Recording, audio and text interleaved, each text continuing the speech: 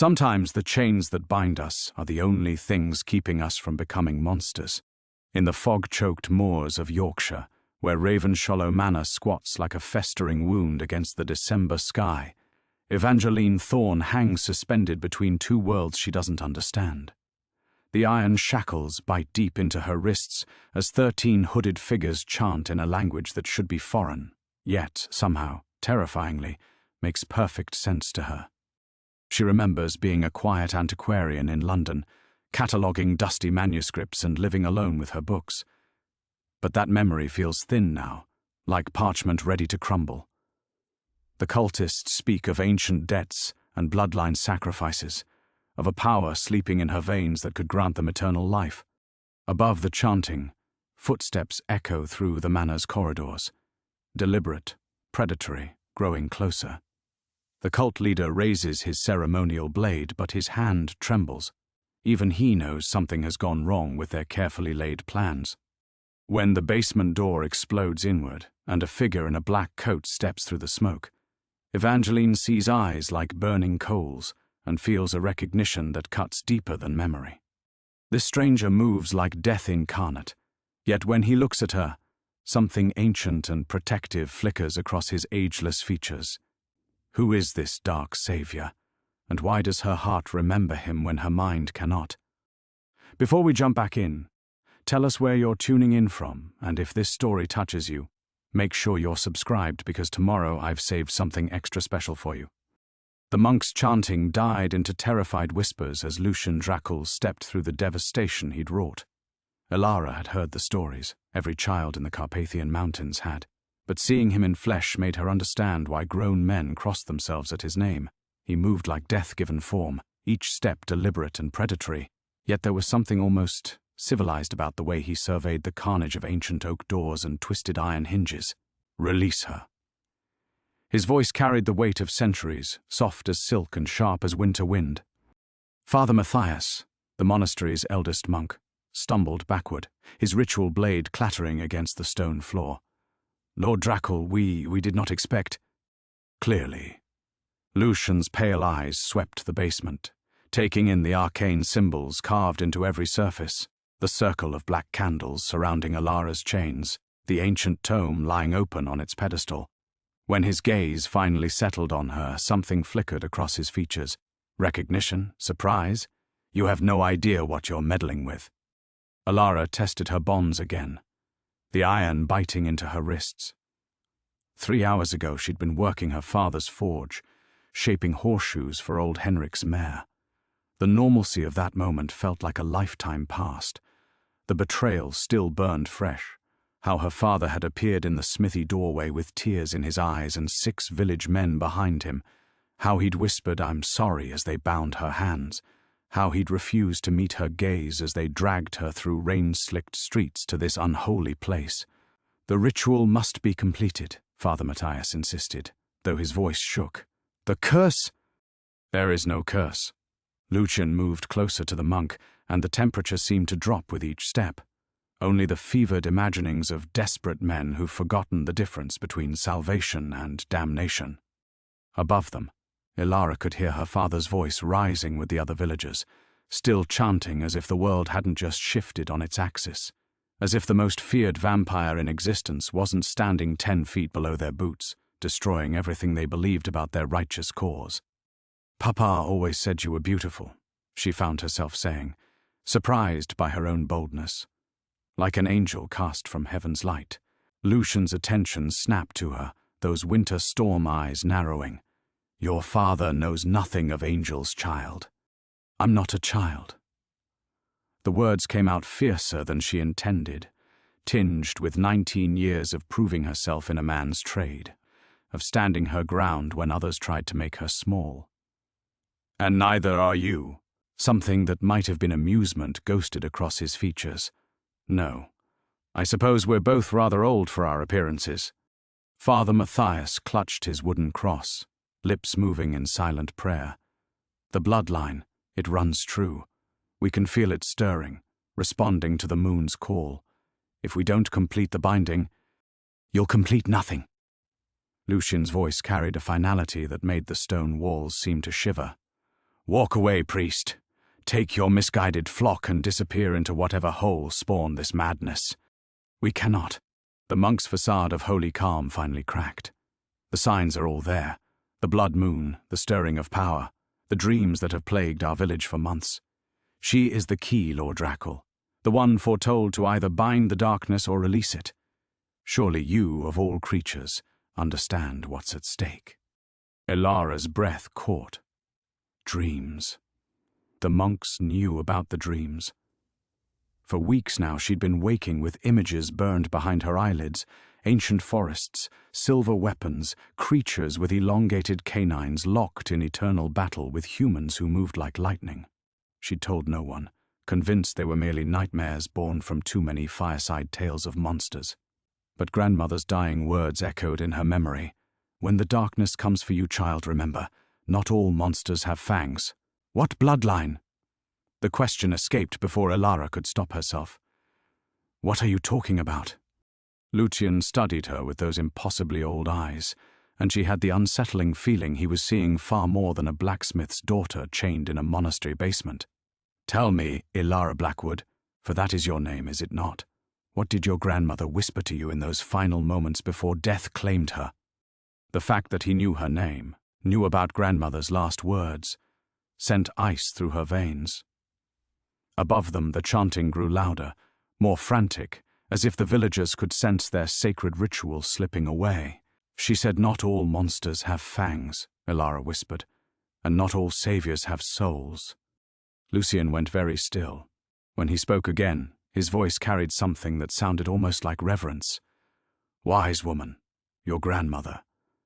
She knew this day would come, knew what? The day you would have to choose between the lies that raised you and the truth that will damn you."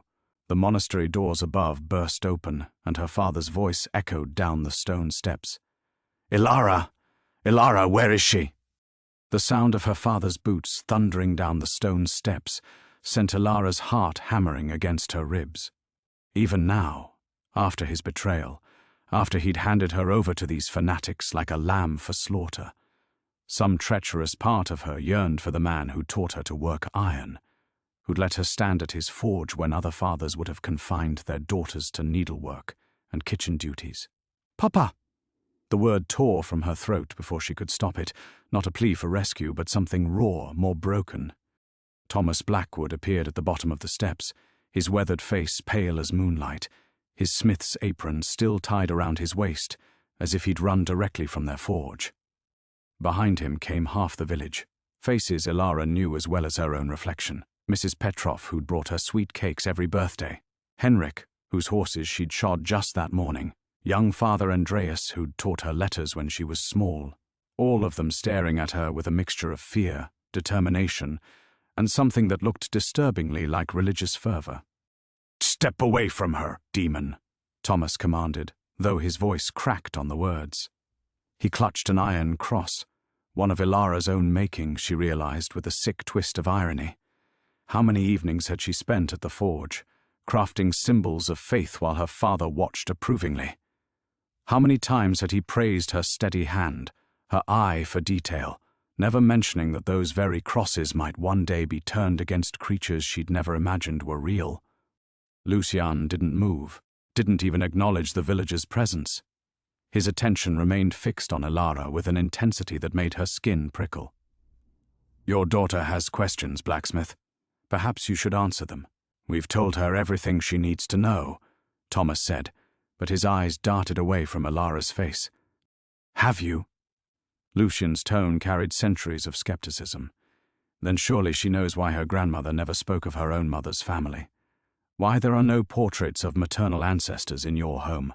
Why she dreams of silver weapons and ancient battles. The words hit like physical blows. Ilara had always wondered about Mama's family, but Papa's face would close like a shuttered window whenever she asked. "They died of plague before you were born," he'd always said. "Best not to dwell on sadness." "Papa?" Her voice sounded small, childlike. "What is he talking about?" Thomas's weathered hands shook as he raised the iron cross higher. "Don't listen to his lies, daughter. He's trying to corrupt you, turn you against your own blood." A blood? Lucian's laugh held no humor. Tell me, blacksmith, what did you think would happen when the truth finally surfaced? Did you believe she could live her entire life ignorant of what flows in her veins? She's had a good life, Thomas said fiercely. A normal life. I gave her that. You gave her lies. Lucian stepped closer to the chains, and Ilara caught his scent. Not the grave dirt and decay she'd expected, but something wilder, like winter wind and old forests. She stands at a forge every day, shapes iron with her bare hands, works metal that would burn most of her maternal bloodline. And you thought this made her ordinary? The chains suddenly felt heavier, the iron warming against her skin in a way that had never happened before.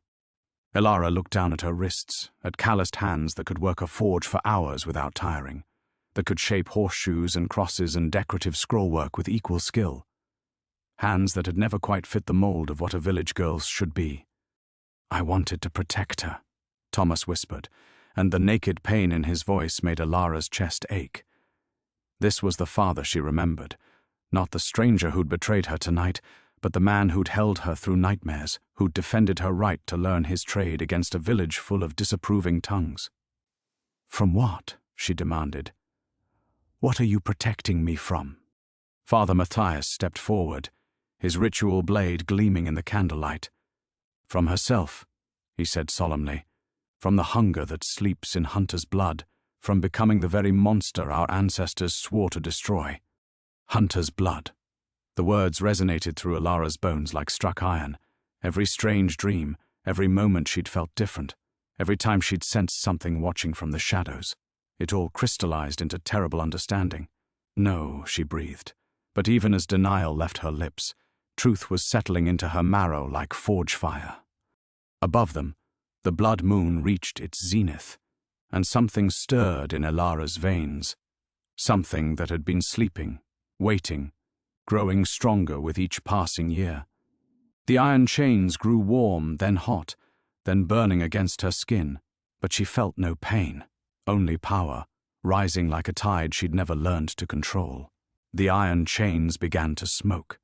Ilara stared at her wrists in fascination and terror as the metal glowed cherry red against her skin, yet instead of agony, she felt only a strange tingling warmth, like standing too close to her father's forge, but from the inside out.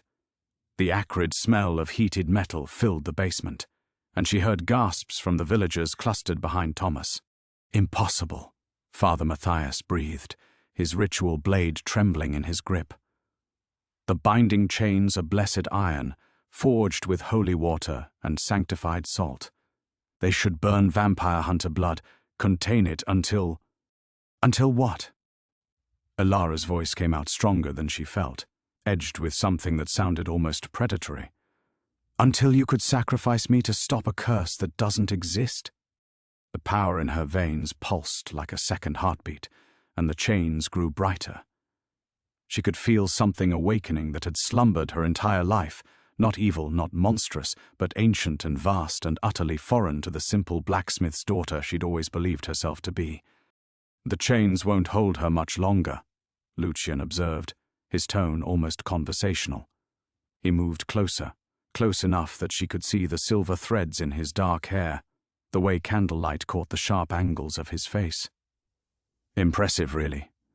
Most hunters require years of training to manifest power like this. She's untrained, Thomas said desperately, ignorant. If the blood awakens fully without proper guidance, she'll become exactly what you've spent 19 years trying to prevent. Lucian's pale eyes never left Ilara's face. A weapon without a master. Power without purpose. The first link of chain snapped. The sound rang through the basement like a bell, and suddenly everyone was moving. Father Matthias lunged forward with his blade, while Thomas shouted warnings, and the villagers pressed closer, their faces twisted with fear and religious fervor. But Ilara only had eyes for the glowing metal around her wrists, for the impossible strength flowing through her like molten silver. Another link broke, then another. "Stop her!" Father Matthias screamed. "The ritual circle, if she breaks free before we complete the binding." "The ritual is over, priest." Lucian's voice cut through the chaos like a blade through silk. It was over the moment she began to manifest. He was right. Elara could feel it in her bones, whatever these monks had intended, whatever ancient rite they hoped to complete. The awakening power in her blood had shattered their carefully laid plans. The arcane symbols carved into the basement walls seemed to pulse and writhe in the candlelight, as if responding to something they'd never been designed to contain. Elara. Her father stepped forward, his weathered face creased with anguish. Daughter, please. You have to fight this. You have to choose to remain who you've always been. She met his eyes, brown and familiar and full of desperate love, and felt her heart break a little more. But I've never been who you told me I was, have I? This power, these dreams, the way I've always felt different, it was all real. You're still my daughter, Thomas whispered. Am I? The final chain link glowed white-hot and dissolved, freeing her completely. Elara rose to her feet on unsteady legs, feeling the power course through her like forge fire given life. Or am I something you stole from another world and tried to make ordinary? The question hung in the air like smoke. Around her she could feel the weight of watching eyes, villagers who'd known her since birth, monks who saw her as salvation or damnation, and the vampire king whose presence had shattered everything she'd believed about good and evil. Lucian extended his hand, pale and elegant and utterly steady. The choice is yours, Elara Blackwood. Return to the forge and the lies that shaped you, accepting that this power will grow stronger each day until it consumes you from within.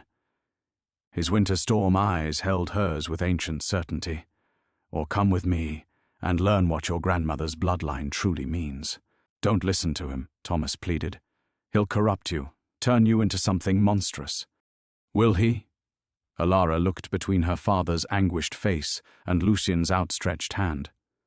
Or will he simply show me what I already am? Above them, the blood moon poured crimson light through the monastery's high windows, and Elara felt the pull of destiny like gravity itself. Two paths stretched before her, the familiar weight of chains disguised as love, or the terrifying freedom of truth with all its sharp edges. The basement fell silent, except for her thundering heartbeat and the soft whisper of cooling metal where her chains had been. Everyone waited. Everything hung in balance, and deep in her hunter's blood, something that had slumbered for 19 years opened its eyes and smiled. The silence stretched like a held breath, and Elara found herself frozen between two futures that terrified her equally. The power humming in her veins felt intoxicating and alien all at once, like drinking wine laced with lightning. Every instinct screamed at her to step back, to retreat into the familiar embrace of ignorance, but her feet remained rooted to the cold stone floor.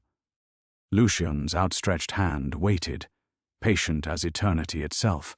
She could see the faint tracery of veins beneath his pale skin, could hear something that might have been a heartbeat, too slow, too steady to be entirely human. Everything about him whispered of danger, of secrets that would reshape her understanding of the world.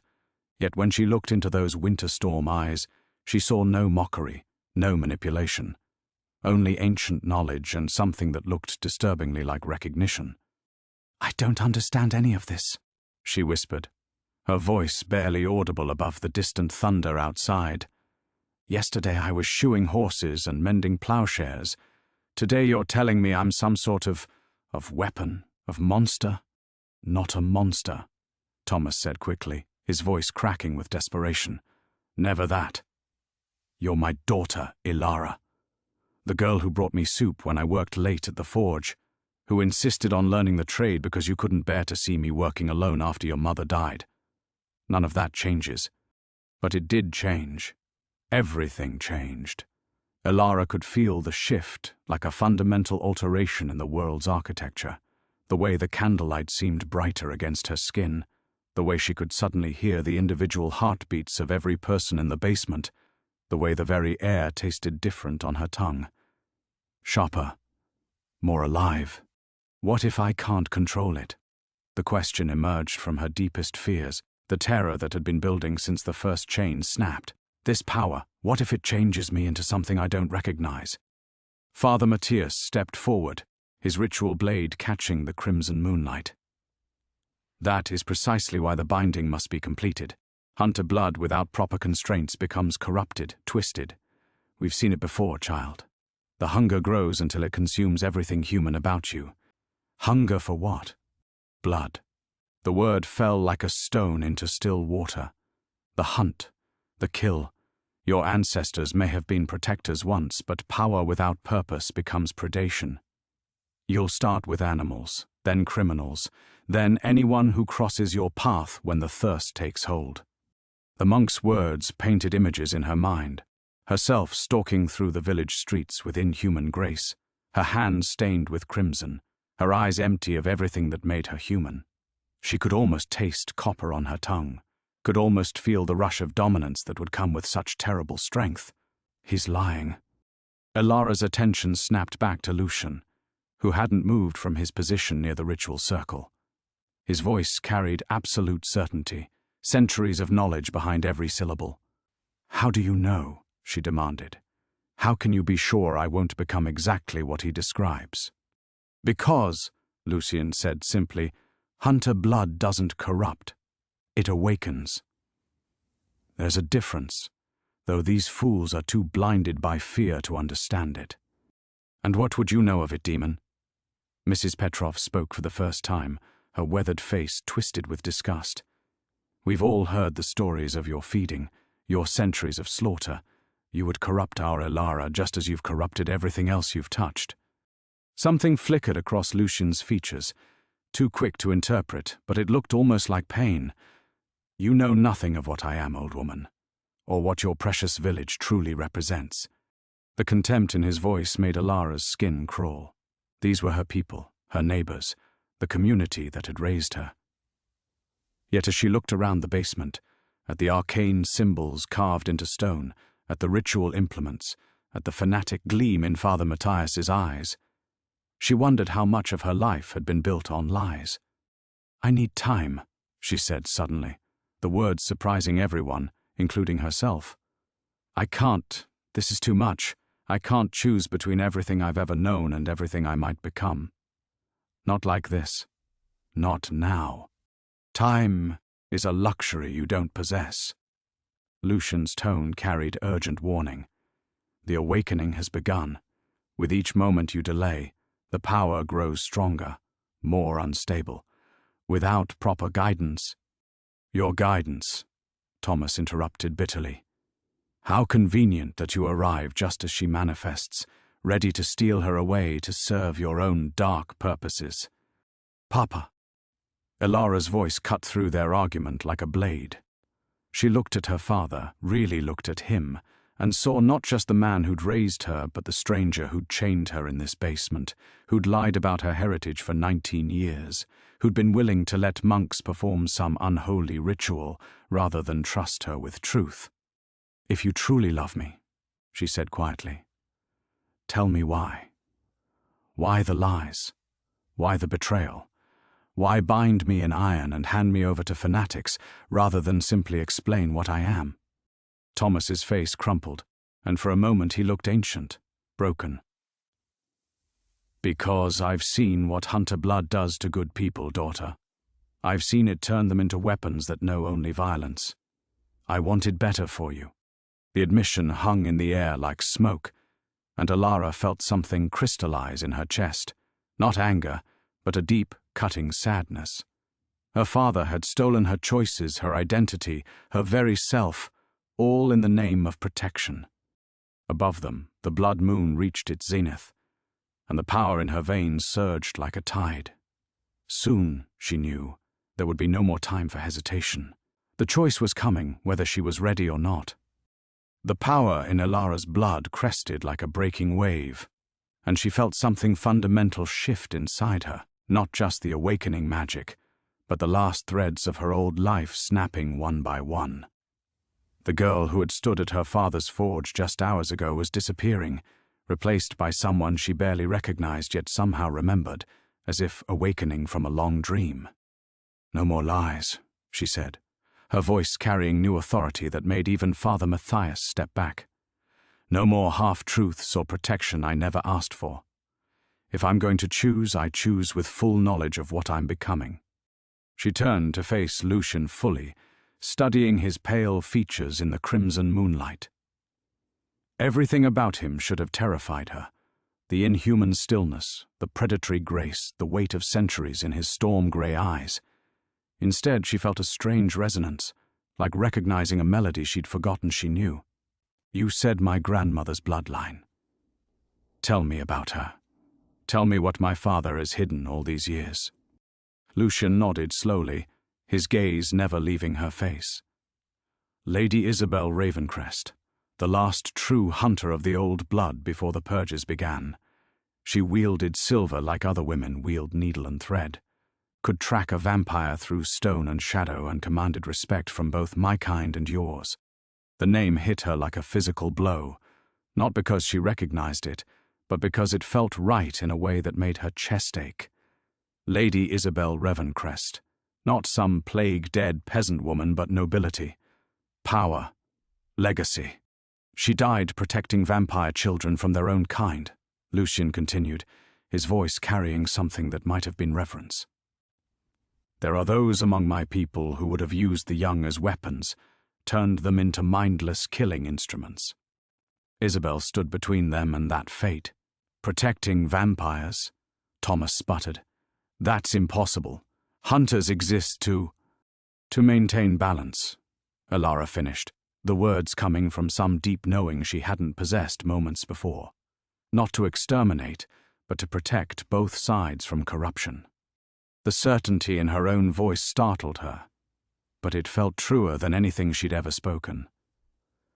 This was what the power in her blood was trying to tell her, not that she was meant to be a weapon of destruction, but something far more complex.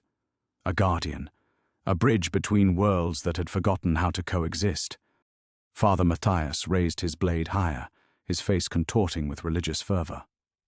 Blasphemy! You see how quickly she turns, how the demon's words poison her mind. The only poison here, Elara said quietly, is the fear that's twisted everything into lies.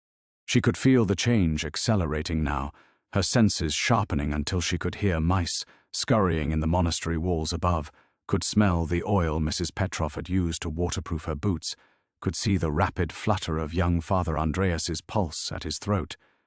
The world was revealing layers of detail she'd never noticed, becoming richer and more vivid with each passing second. And with that enhanced perception came understanding. She could see the guilt written in the lines of her father's face, the genuine terror beneath Father Matthias's fanaticism, the way several villagers kept glancing toward the basement's exit as if planning escape routes. These people weren't evil, they were frightened, trapped in stories that painted everything in stark black and white because grey truths were too dangerous to contemplate. But she was tired of living in their fear. "I can't go back," she said, the words falling like stones into still water. "Even if I wanted to, even if I chose the forge and the familiar lies, this power isn't going to sleep again. You all know it. I can see it in your faces." Thomas's shoulders sagged in defeat. "Elara, you gave me 19 good years, Papa.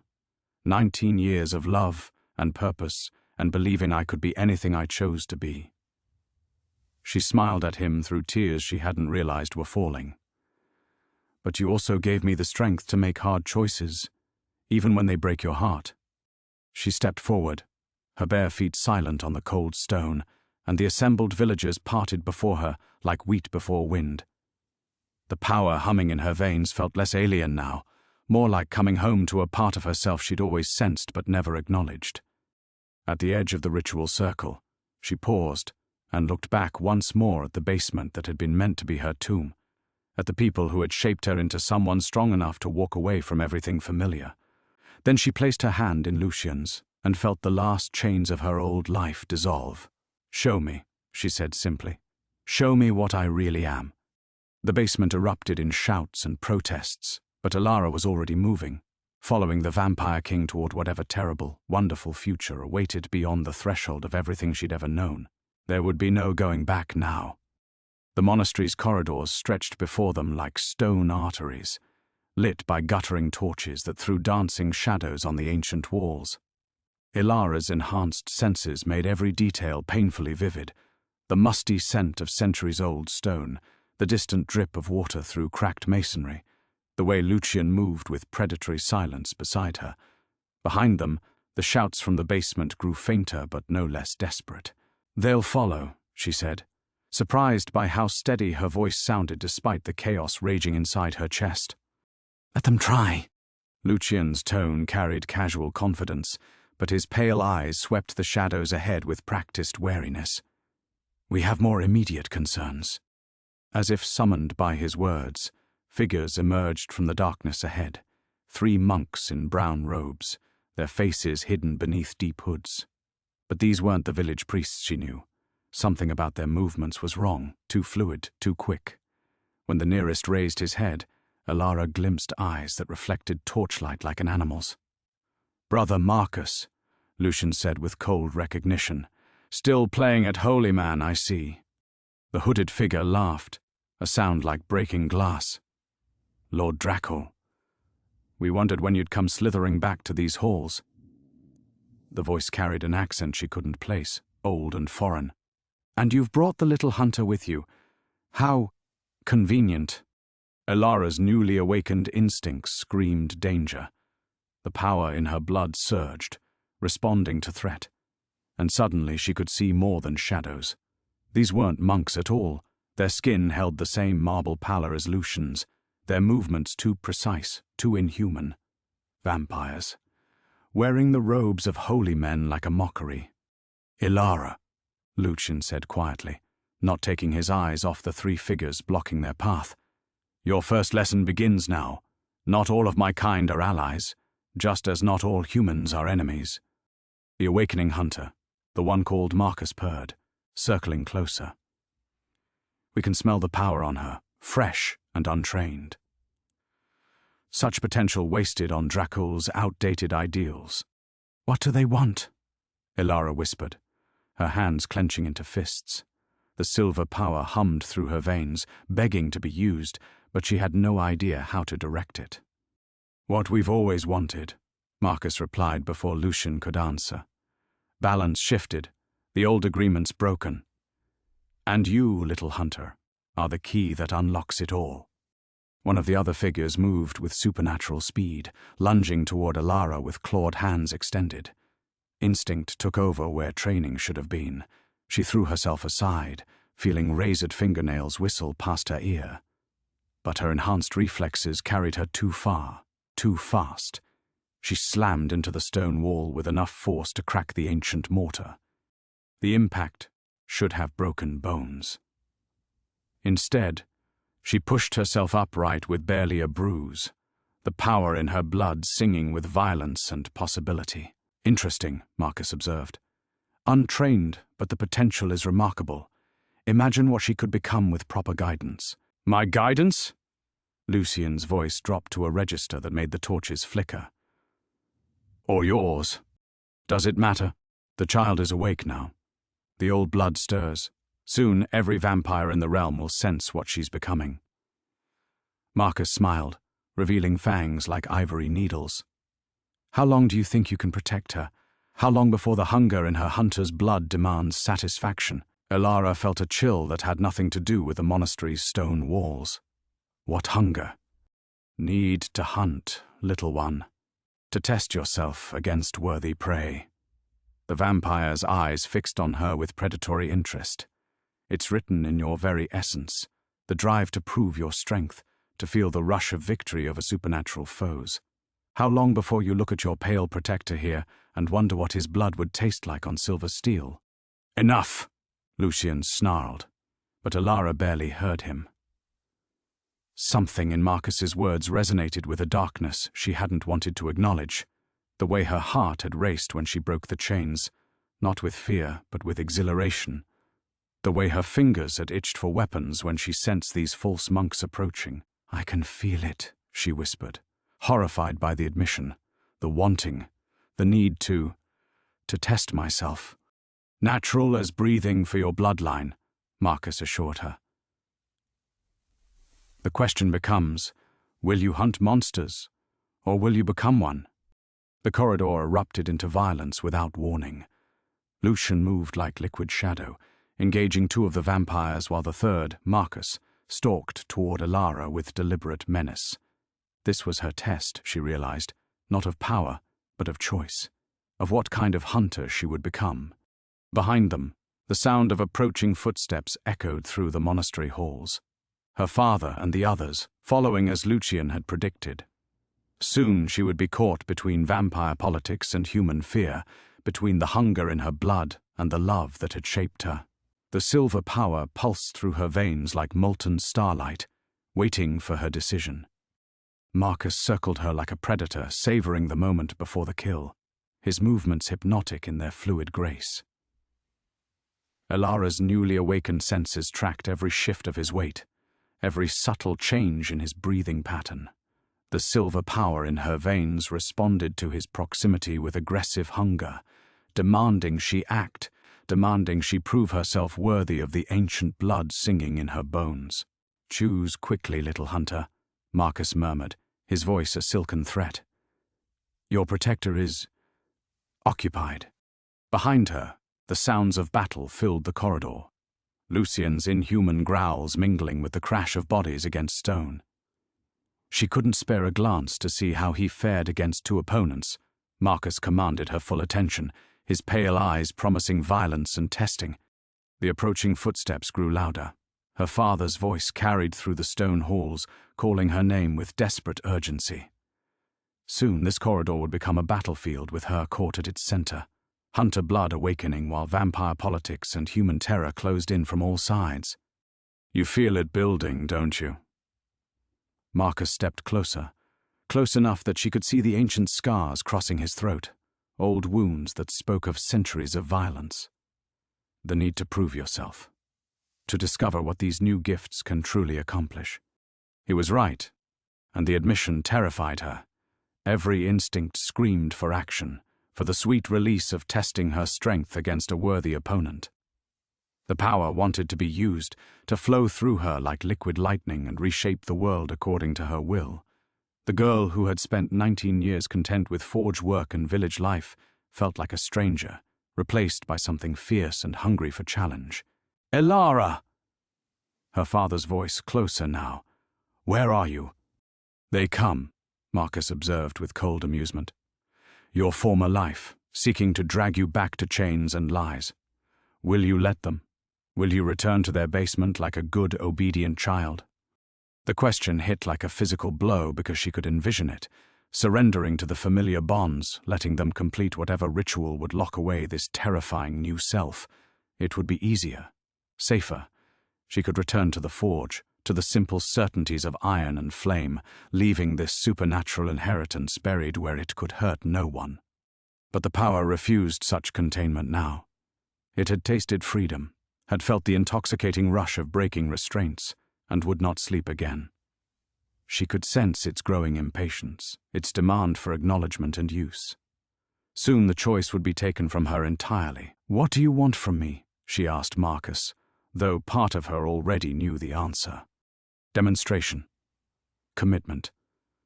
Proof that Isabel Ravencrest's bloodline breeds true. His smile revealed those needle-sharp fangs.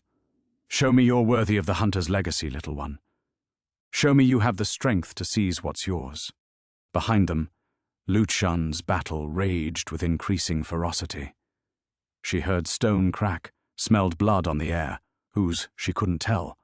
The sounds painted images in her mind of ancient predators locked in deadly combat, powers beyond human comprehension unleashed in confined space. "Help him," Marcus suggested, his tone deceptively reasonable. "Use that silver fire burning in your veins. Save your protector and prove your worth in a single stroke." The suggestion resonated with terrible appeal. She could feel how the power wanted to be directed, could sense its eagerness to flow outward and reshape reality according to her will. All she had to do was stop fighting it, stop fearing it, and let the awakened hunter blood claim its birthright.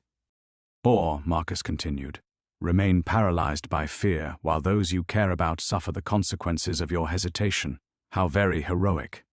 The footsteps rounded the corner. Her father appeared first, torch held high, his weathered face etched with desperate love and terror.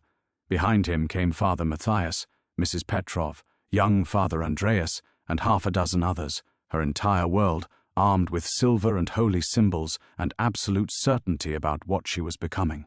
"Daughter," Thomas called, reaching toward her. "Step away from the demons. Come back to us." She stood frozen between worlds, the familiar life behind her, the terrifying future ahead, and the silver power building in her chest like a storm about to break. Marcus watched with predatory patience while Lucian's battle grew more desperate. Her father pleaded with words that might once have swayed her. But the girl who could be swayed by such appeals was gone, dissolved in the awakening fire of her true heritage. What remained was something harder, sharper, forged in betrayal and tempered by impossible choices.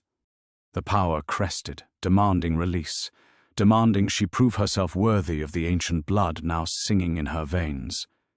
In the next few heartbeats, she would have to choose not just sides, but what kind of being she would become. Hunter or monster, protector or predator. Heir to Isabel Rovencrest's legacy or something altogether darker. The monastery held its breath, waiting for her decision. The power exploded from her like lightning given form. Silver fire erupted from Ilara's hands, not in careful control, but in pure instinctive fury. The energy carved through the air with supernatural hunger, seeking targets with predatory intelligence. Marcus barely threw himself aside as the blast seared past his face, leaving smoking stone where he'd stood moments before. But the power didn't stop there. It spread like wildfire through the corridor, seeking every supernatural presence within reach. She felt it connect with the two vampires attacking Lucian, heard their inhuman screams as silver energy found its mark. The ancient stones of the monastery itself seemed to resonate with the force, humming like struck metal. "Stop!" Her father's voice cracked with terror, but she couldn't have obeyed if she'd wanted to. The awakened hunter blood had tasted violence and found it intoxicating. Every cell in her body sang with rightness, with purpose, with the savage joy of power finally unleashed. Marcus rolled to his feet, his perfect features twisted with pain where the silver fire had grazed him. But instead of fury, his expression held something far more dangerous: satisfaction. "There," he breathed, his voice carrying across the suddenly silent corridor. "Now you begin to understand." The words cut through her euphoria like ice water. The silver energy still crackled around her hands, eager for more targets, more destruction. She could feel how easy it would be to let it loose again, to burn away everything that threatened or questioned her. The villagers cowering behind her father, the false monks who dared challenge her awakening strength, even Lucian, whose very existence represented a complication she was no longer certain she needed. The thought should have horrified her. Instead, it felt like possibility. "Ilara." Lucian's voice, carefully controlled despite the blood darkening his shirt where vampire claws had found their mark. "Look at me." She turned toward him, and the expression on his face made her stomach clench. Not fear. She could have dismissed fear, but disappointment. The kind of profound sadness that spoke of hope dying in real time. "This is what they want," he said quietly, nodding toward Marcus. "Not your power, but your corruption. They've been waiting centuries for a hunter to awaken with this much potential." Corruption? The word felt foreign on her tongue. "I defended myself. I saved you." "Did you?" Marcus laughed, the sound echoing off stone walls. "Or did you simply choose the most violent solution because it felt good? Because the hunger demanded feeding?" Behind her, she heard Mrs. Petrov whisper a prayer. Father Andreas clutched his holy symbols so tightly his knuckles had gone white. These people who had known her since childhood now looked at her like she was something monstrous, their faces painted with the same revulsion they'd once reserved for stories of demons and dark magic. And the terrible truth was, she didn't care. Their opinion felt distant, irrelevant compared to the intoxicating rush of power flowing through her veins. When had their approval become so meaningless? "You see it now," Marcus continued, his voice gentle as poisoned honey. "The hunger that drove your grandmother mad in the end. The need that no amount of righteous purpose can satisfy. Isabel Ravencrest died protecting vampire children, yes. But do you know why? Lucian moved as if to silence him, but Marcus was already speaking. Because she'd grown tired of hunting the weak ones, tired of easy prey. She craved something more challenging, more worthy of her gifts. His pale eyes fixed on Elara with predatory intensity. The children weren't charges to protect. They were investments. Potential opponents she could nurture and later test herself against. Lies, Lucian snarled, but uncertainty flickered in his storm-grey eyes. Is it? Marcus tilted his head, studying Elara's face with clinical interest. Tell me, little hunter. When you look at your vampire king now, what do you feel? Gratitude? Alliance? Or do you wonder how long it would take your silver fire to burn through his ancient defenses? The question hit like a physical blow because the answer was immediate and damning. She did wonder. Could feel her newly awakened senses cataloguing Lucian's movements, his vulnerabilities, the way silver energy might flow around his supernatural speed to find its mark. The analysis felt automatic, instinctive, a hunter's appraisal of worthy prey. No, she whispered, but the word carried no conviction. Your power chooses its own path, Marcus said with gentle finality. You can pretend at noble purpose, convince yourself you're different from the others of your bloodline who came before, but in the end you'll discover what they all learned, that true strength recognizes no master save its own hunger. The silver energy pulsed brighter around her hands, responding to the dark truth in his words. She could feel it eager for more violence, more testing, more proof of the terrible gifts awakening in her blood. The girl who had once found contentment in simple forge work felt like a half-remembered dream. Around her, the monastery held its breath as 3 factions watched to see what monster she would choose to become. The truth in Marcus's words shattered something fundamental inside her chest. The silver fire around her hands pulsed with eager agreement, and she felt the full weight of what she was becoming crash down like falling stones. Fight it, Elara, Lucian said, but his voice carried the hollow ring of a man watching inevitable tragedy unfold. You are more than this hunger. She wanted to believe him, desperately. But the power singing in her veins told a different story, whispered seductive promises of what she could accomplish if she simply stopped resisting her nature. The 2 vampires Lucian had been fighting lay motionless against the far wall, their ancient forms burned and broken by her silver fire. She should feel horror at the destruction she'd wrought. Instead, she felt empty, unsatisfied. The victory had been too easy. Look around you, Marcus continued, his voice a poisoned caress. See how they stare. Your own father can barely stand to meet your eyes. It was true. Thomas Blackwood stood frozen behind his torch, his weathered face a mask of love and terror in equal measure. The man who had raised her, who had taught her to work metal and value honest labor, now looked at her like she was something that might devour him if he moved too quickly. Papa, she whispered, reaching toward him instinctively. He flinched. The small movement hit harder than any physical blow. Silver fire flared brighter around her fingers in response to the pain, and she saw him step back further, his free hand moving to the silver crucifix at his throat. You see, Marcus's words were gentle now, almost compassionate. They fear what you've become. They'll always fear it. There can be no going back to their basement, no returning to the forge and pretending this awakening never happened. Father Matthias stepped forward, his holy symbol raised like a shield. Demon spawn, he hissed. We should have completed the ritual when we had the chance, should have bound this evil before it could fully manifest. The words ignited something savage in her chest. The silver power erupted outward again, not directed but radiating in all directions like an explosion of starlight. The villagers cried out, scrambling backward as the energy washed over them. Even Lucian had to shield himself, his ancient strength barely sufficient to withstand the force. When the light faded, scorch marks decorated the monastery walls in perfect symmetry around her position. She stood at the center of the destruction, untouched and terrible, while everyone else pressed against the distant walls like prey seeking escape. There, Marcus breathed, his voice full of dark satisfaction. Now you see your true worth. Now you understand what you were always meant to become." The hunger in her blood roared its agreement. This was what she was born for, not the simple life of a blacksmith's daughter, but something grander and more terrible.